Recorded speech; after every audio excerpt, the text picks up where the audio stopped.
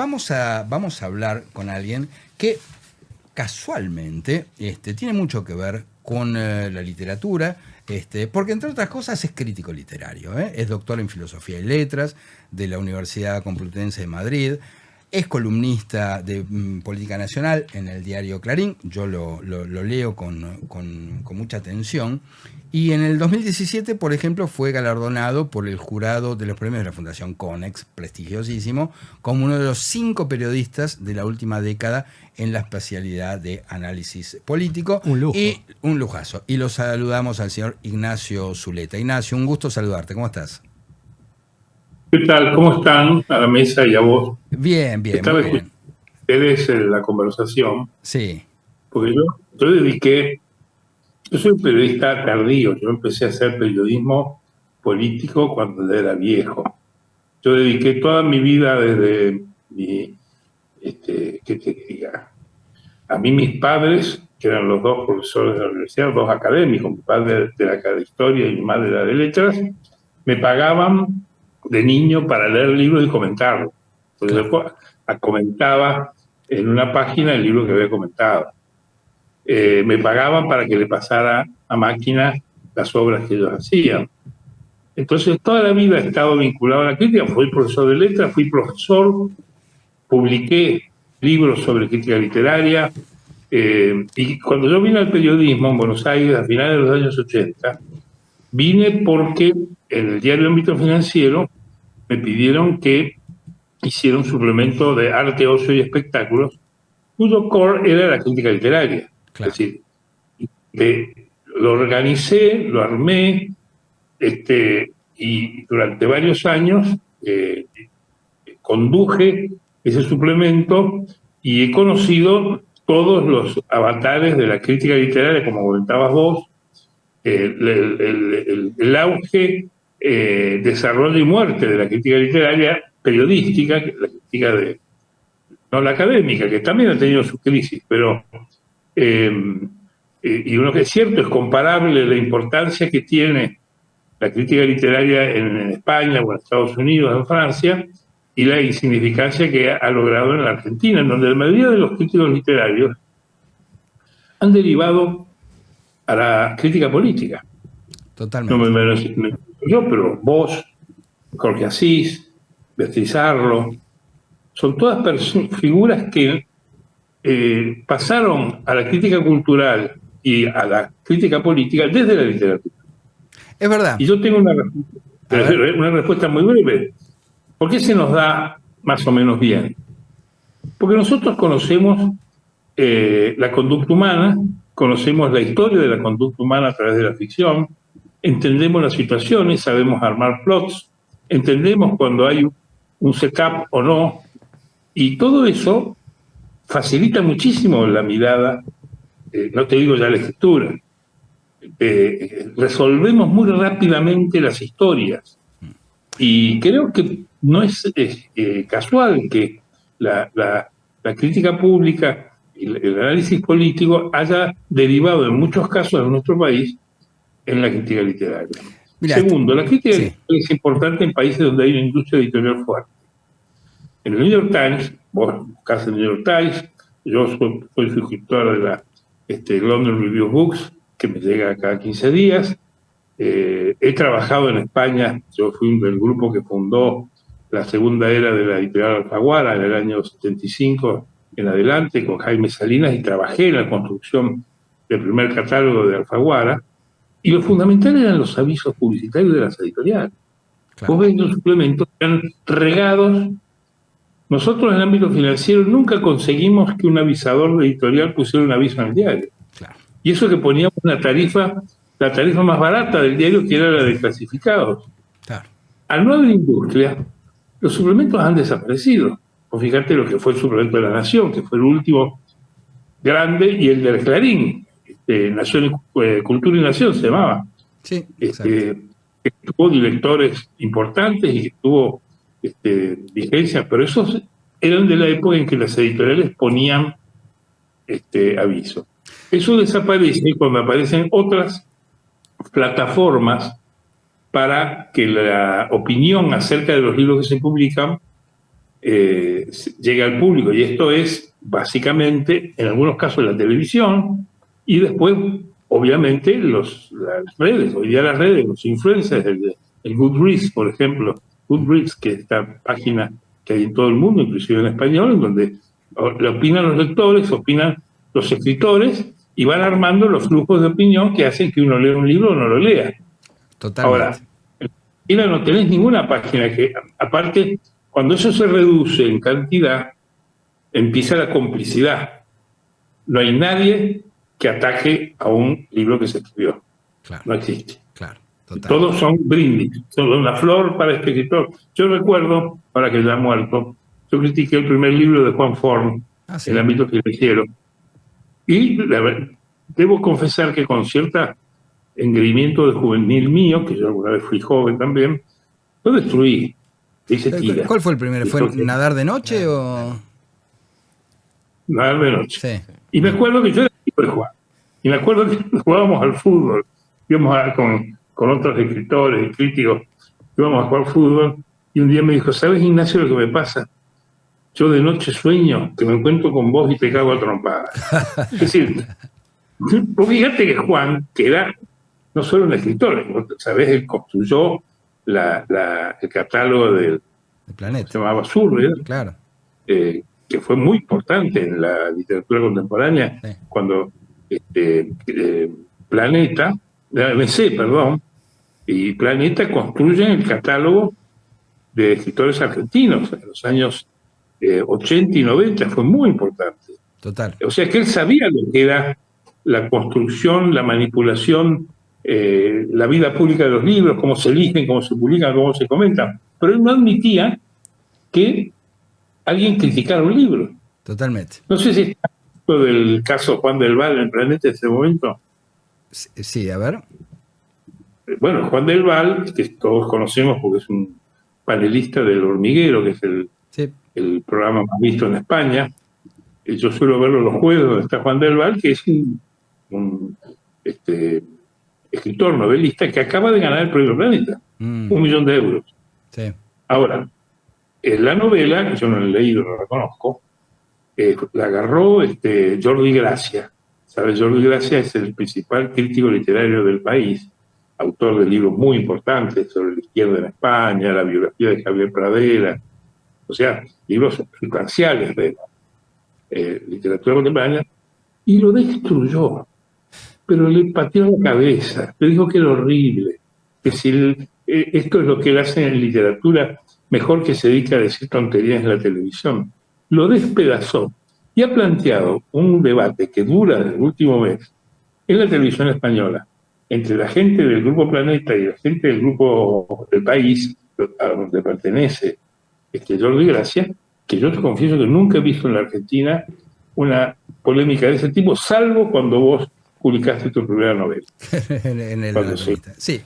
Vos sabés que, mira... El conflicto del premio y cómo vos zafaste por un lado y por el otro, pero ese fue para mí uno de los últimos polémicas públicas. Claro. O la Jorge Asís con Diario de la Argentina. Es verdad. Que en realidad era materia no por la novela en sí misma, sino que se metía con el diario Clarín en aquel momento, que era tal cual. Vos sabés que a mí me encanta hablar con vos, Ignacio, porque queda claro algo, digamos, que yo hablaba hace un tiempito con Luis Novarecio. Si vos comparás la literatura con la política, la prosa política es tan fea y la literatura es tan linda que uno se pregunta ¿por qué finalmente uno incursionó en la política? Que yo me arrepiento porque de verdad que es tanto más fea la política que la literatura. Y esto yo, cuando hablo con vos, lo encuentro todo el tiempo, digamos. Una cosa es leerte a vos en Clarín, que me encantan tus notas, y uno entiende mejor esas notas cuando habla con vos y se ve de dónde venís. Bueno, yo dedico un poco a tratar de escribir bien. No sé si lo logro, sí, pero yo terminé haciendo crítica, o sea, análisis político, periodismo. Yo dirigí la sección política de Metro Financiero 29 años. Claro. Y tuve no manejé nunca el diario porque era un diario financiero y yo tenía una digamos, función editorial y escribía siempre. Pero Yo lo he hecho por necesidades profesionales, porque el diario me necesitó en esa área. Fui llevándome de la crítica cultural hacia la política. Pero yo le tengo cierto respeto hoy al periodismo escrito, especialmente el periodismo que se escribe, porque el periodismo escrito sigue siendo hoy el que marca la agenda en la Argentina. Si uno escucha la radio o ve la televisión, está construida sobre el libreto de la prensa que se escribe, en papel o en pantalla. Y esto es así. O sea, las figuras que comentan o que leen noticias, básicamente, porque la televisión y la radio leen noticias que otros producen. El periodista crea la noticia. La noticia es un constructo de ficción que el periodista crea, y el que la lee, el newsreader o el animador, lo que hace es repetirla. Total. Por eso se equivoca y reclama contra la fake news. A un periodista no le metes una fake news jamás. Claro. Ahora para diferenciar entre la decisión. Entonces, con mucho respeto. Y creo que la literatura política hoy en Argentina está en los medios de comunicación más que en la academia. Vos vas a un congreso de ciencia política y parecen congresos de historia. Hablan de cosas que ya pasaron.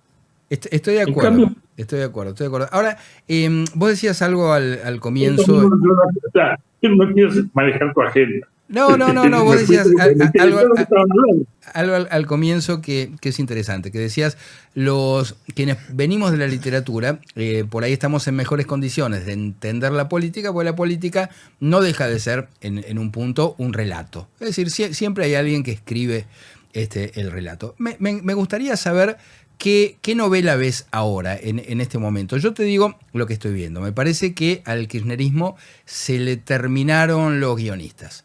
Me parece que no hay nada que le funcione. Me parece que esto lo ves además en las redes sociales, ¿viste? Estos pibes ya bastante grandes que están tratando de ver, bueno, en qué se convierte ahora el peronismo porque hay algo que ya no funciona. Y yo lo que veo es que frotan y frotan la lámpara y el genio no sale y no hay nada que resulte atractivo. ¿Qué está pasando? Digo, ¿cómo lees esta novela de lo que está sucediendo ahora?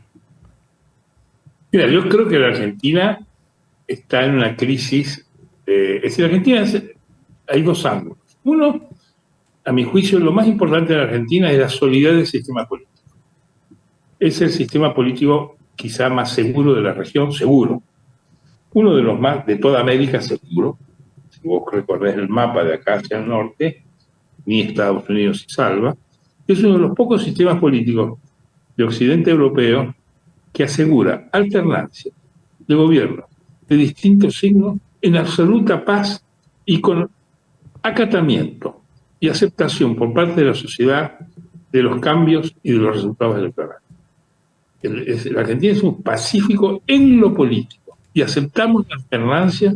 Nadie chista, nadie impugna al que ganó, nadie nunca logra probar una denuncia de fraude. Eso para mí es un activo muy importante. La Argentina tiene sus razones. Yo simplifico en que la gente se siente representada en las dos grandes familias que rigen de la ley San Peña, la familia conservadora de la cual se hereda el peronismo, y la familia no peronista hoy, que es lo que fue el radicalismo, después sus alianzas de distinto tipo, las que empieza Alfonsín con el socialismo, y que terminan en lo que fue Juntos por el Cambio. Es decir, una cosa que le permitía decir a Durán Barba, exagerando y con metáfora, de que el Cambiemos o Juntos por el Cambio o el macrismo era el progresismo argentino.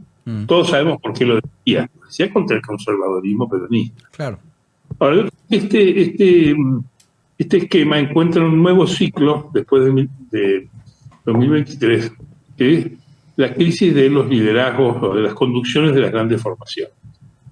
Y ahí yo creo que ni Cristina Kirchner entiende el proceso que le tocó vivir, tanto que ha llevado al peronismo a la más mínima expresión en su historia. En la última elección hubo solo cuatro gobernadores peronistas que ganaron sus elecciones. La nacional, hablo del 26 de octubre, sí, de los cuales uno solo llevaba la marca Fuerza Patria, ¿no? Y es Jalil de Catamarca, que es el que negocia con el gobierno. O sea, el que más, el único que llevó la fuerza que creó Cristina, negocia con el adversario, que es el oficialismo. Claro. Perdió ya en el 2023 el control del Senado, que ha estado conducido hasta ahora por una mayoría de 39 senadores no peronistas que coordinó Juan Carlos Romero, que termina su banca ahora en diciembre. Y la razón de que Cristina esté presa es porque el sistema advirtió que el peronismo había perdido el control del Senado que tenía por lo menos desde el año 1973, que es el que permite controlar la justicia.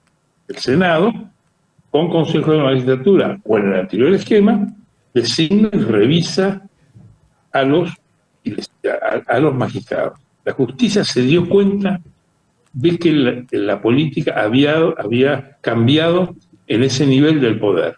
Eso lleva a que Cristina vaya presa sin que nadie en el sistema judicial encuentre.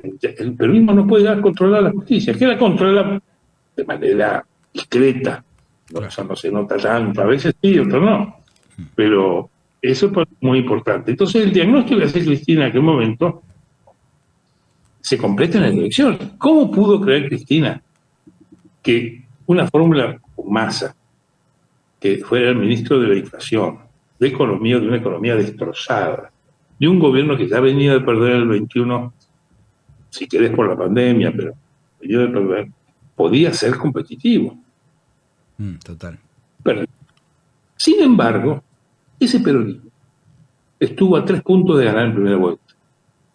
Ojo. Sí, sí. Ese peronismo, desde el 2023, ha mantenido la unidad, ganó la provincia de Buenos Aires y empató la de senadores nacionales, porque está un décimo abajo de la alianza de PRO y Libertad Avanza, en una elección que el peronismo siempre perdió. El peronismo siempre perdió las elecciones de medio término desde los últimos 20 años. Es verdad. Empezó con el Narváez y no ganó ninguna. Las perdió, pero ahí está, la empató. Es decir, que la performance del peronismo no ha sido mal.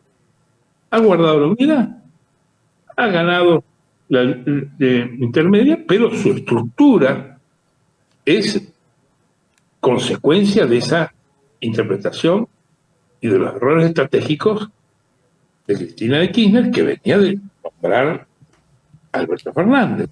Total. Y antes a Putin. Es decir, la capacidad estratégica de Cristina es pobrísima y perpetúa la falta de liderazgo en el peronismo que existe desde que Menem dejó la conducción del peronismo en el año 99. Total. Coincido. Un conductor. Coincido. Porque los Kirchner son caciques, digamos, de un sector que se pelea con el interior, ha acentuado la pelea entre el interior y la metrópoli, representa solo. Si Cristina ponía, el peronismo ponía de vice de Massa a un peronista del norte, Mansur, Capitanich o de la cordillera como Muñac, ganaban en primera vuelta. Yo coincido bastante con... La movilización del peronismo del interior fue porque veían que el diagnóstico de la metrópoli del peronismo de Lampa. Total. Es cierto. Ahora, ¿cómo caracterizarías desde el punto de vista? Te abrimos brevemente. Dale, tranqui. Coalición. También fracasó y se extravió Macri. Macri en el mes de abril del 23 lleva a la mesa de Cambiemos el nombre de Milei y de Esper como candidatos en la paso presidencial. Le rechazan a Milei y le aceptan a Esper, pero gobernador de Buenos Aires. Es decir, que el primero que cae seducido por Milei es Macri, claro, que cree, y lo decía, era lo que mejor expresaba el pensamiento de su sector. Yo creo que eso en realidad, a mí yo tengo la explicación, él veía que los conservadores del interior, los que habían sido de la UCD y Arzogaray, y luego habían terminado en el PRO, se le estaban yendo. Claro. ¿Por qué? Porque el PRO los había abandonado en el cierre de listas de los años 17 y 19 y había marginado a los dirigentes de conservadores, del Partido Demócrata, por ejemplo, en favor de gente propia o de los radicales. Vos pensás que el primer partido que nominó a Milei candidato a presidente fue el Partido Demócrata Nacional, que preside Carlos Walter, mendocino, en el año 2022. O sea, antes de que viniera la PASO, ya ellos dijeron Milei es nuestro hombre. Macri quedó seducido por eso y boicoteó la alianza con los radicales y con Carrió, la PASO y después la definitiva, hundió la chance de Patricia Bullrich, eligió una candidata horrible, porque ni entró en el balotaje, o sea, no hay por qué probar que era la peor de las candidatas, y juntó plata para el balotaje para Milei. Y creo que eso es un extravío político que ha llevado a que las fuerzas que llevaron a Milei a presidente el año 2023 hoy están pulverizadas. Está pulverizado el radicalismo, está pulverizado el PRO, inclusive la Libertad Avanza, que es un grupo de WhatsApp, también está dividido, ha tenido varios cismas y varias deserciones. ¿Y hoy qué es?